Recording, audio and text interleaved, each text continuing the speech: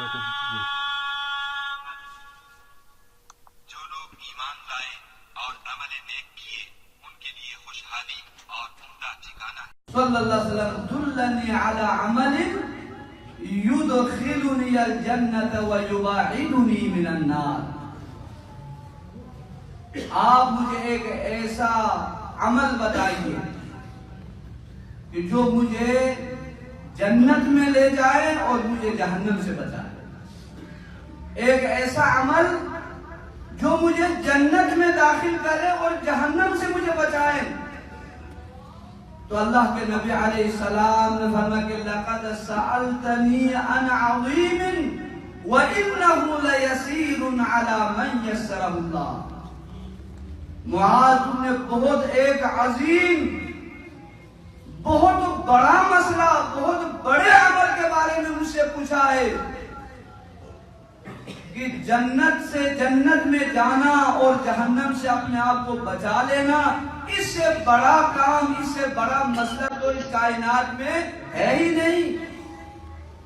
لیکن وَإِنَّهُ لَيَسِيرٌ عَلَى مَنْ يَسَّرَهُ اللَّهُ، ہاں یہ اس انسان کے لیے بہت آسان ہے جسے اللہ توفیق عطا فرمائے، جسے اللہ آسان کر دے اس کے لیے بہت آسان ہے۔ اب آپ علیہ السلام نے وہ نسخہ، وہ نشانی، وہ سنگ میل، وہ عبادت جو انسان کو جنت تک لے جائے، جہنم سے بچائے، آپ علیہ السلام نے وہی ارکان اسلام کے حوالے سے بیان فرمایا۔ تعبد اللہ ولا تشرک به شیئا وتقیم الصلاۃ وتؤتی الزکاۃ وتصوم رمضان وتحج البیت ان استطعت الیہ سبیلا۔ یہ عمل ہے جس پر کوئی بھی مسلمان عمل کرے تو وہ جنت میں جائے گا، اللہ اسے جہنم سے بچا لے گا۔ وہ کیا ہے؟ تو اللہ کی عبادت کرے۔ تعبد اللہ، اللہ ہی کی عبادت، اللہ کے سوا کسی کی عبادت نہ کرے، کیونکہ وَلَا تُشْرِكُ بِهِ شَيْئًا، اللہ کے ساتھ کسی کو شریک نہ ٹھہرائے۔ دوسری بات، نماز کو قائم کر لے، زکوٰۃ ادا کر لے، رمضان کا روزہ رکھے اور توفیق ہونے، استطاعت ہونے پر حج کرے۔ یہ وہ 5 چیزیں ہیں جس پر کوئی عمل کرے گا وہ جنت میں جائے گا۔ کیونکہ پوچھا ہی انہوں نے وہی عمل تھا کہ کوئی عمل جو مجھے جنت تک لے جائے اور مجھے جہنم سے بچائے۔ یہ سوال کا جواب اتنا ہی تھا، یہ تھا سوال کا جواب کہ یہ عمل ہے جو انسان کو جنت تک لے جاتا ہے، جہنم سے بچا لیتا ہے۔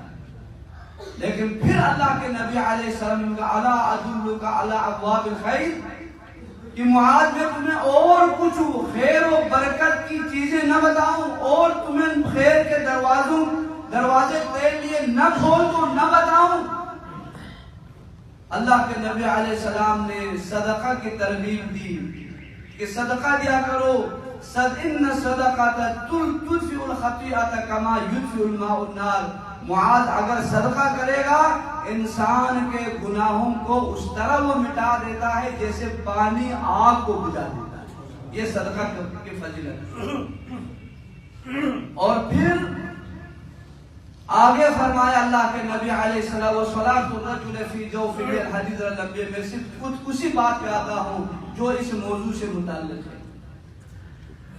الا ادلک برأس الامر وعمودہ وذروۃ سنامہ، کہ معاذ کیا میں تمہیں نہ بتاؤں کہ اصل چیز کیا ہے جس پر تمام عبادات کا دار و مدار ہے اس کے قبول ہونے کا؟ رأس الامر، اساس، بنیاد، وعمودہ، اور اس کے عمود کے بارے میں، بنیادی ستون کے بارے میں، وذروۃ سنامہ، اور اس چیز کی جو بلندی جس چیز میں منحصر ہے اس چیز کے حوالے سے۔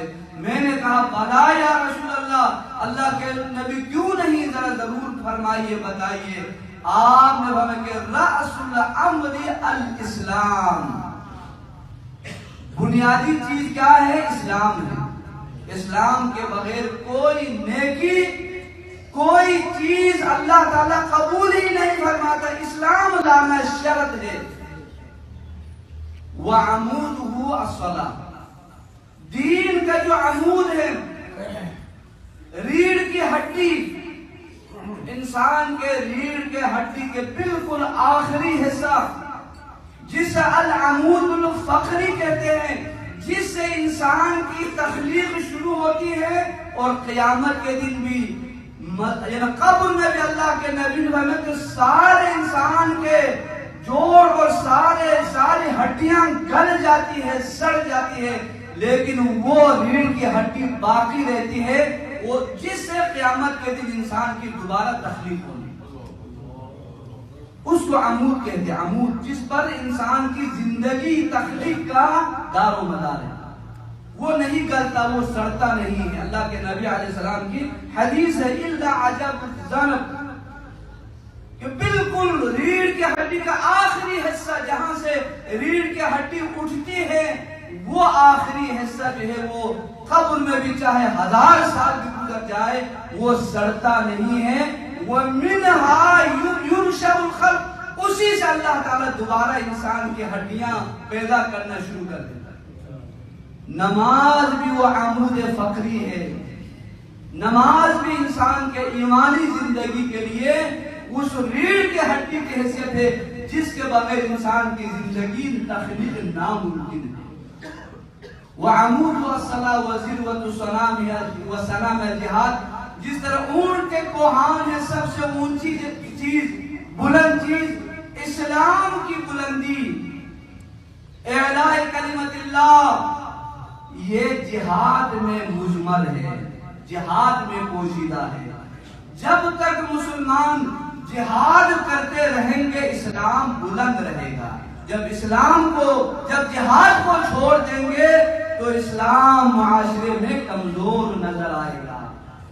اللہ سے دعا کہ اللہ ہم سب کو نمازی بنا دے۔ میں نماز کے حوالے سے انشاءاللہ آپ کو اپنے آپ کو سمجھاتے ہوئے ایک اور جملہ لگانے کی کوشش کروں گا، تاکہ کم سے کم یہ جو پہلی اور آخری نشانی ہے ایمان، ایمانیات یا ایمان میں سے، اس کو تو ہم سب سمجھے اور اس پر عمل کریں۔ اللہ تعالی ہم سب اس بات کی توفیق عطا فرمائے۔ وآخر دعوانا ان الحمد للہ رب العالمین۔